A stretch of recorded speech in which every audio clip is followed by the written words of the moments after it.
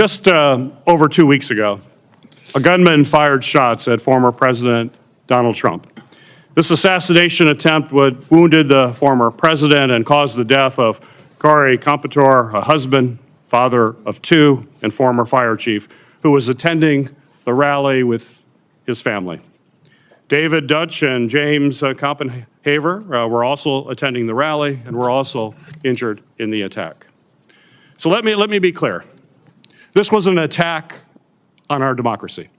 Americans should be able to attend a political rally and express their political beliefs without fear of violence. And political candidates for our nation's highest office should be confident that their safety will never be compromised for their service. And although we're still learning about the shooter's motive, this attack was a shocking reminder that the threat of political violence is alive and well in our country. By all accounts, this was an inexcusable security and planning failure. And we need to get all of the facts about what happened that day and how we can ensure an attack like this is never allowed to happen again. Today's panel of witnesses leads the men and women who protect our top leaders and are investigating this crime.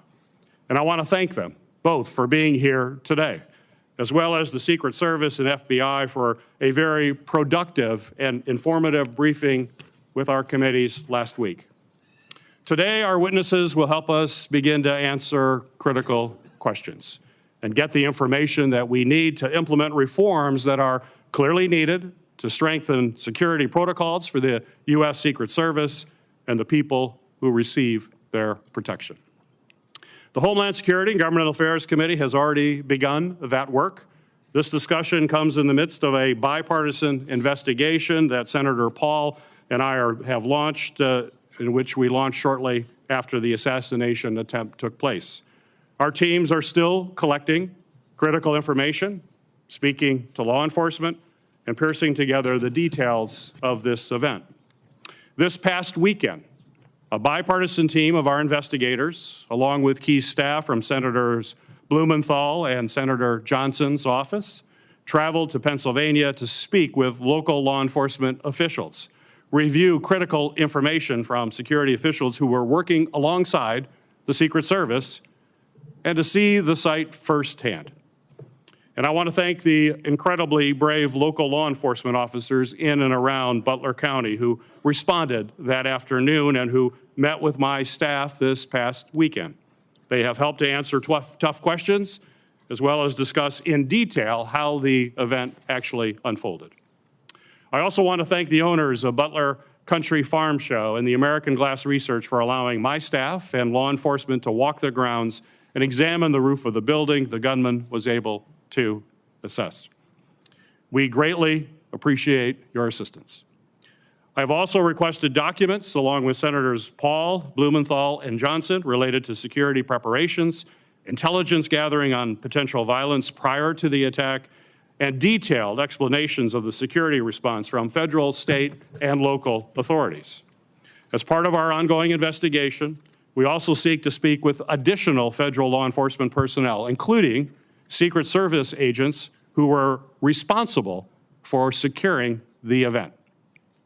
Today's hearing is an important opportunity to ask critical questions and to begin to give the American people the transparency and the answers that they certainly deserve. There are still many unanswered questions. We need additional information about the Secret Service's advanced planning efforts, the decisions surrounding sniper and counter-sniper team use, placement, and coordination.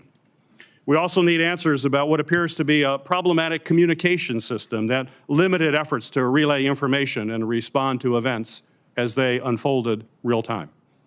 And while today is focused on asking difficult questions about what went wrong, I also want to thank the men and women of the Secret Service who in an instant will lay their lives on the line to protect our nation's leaders.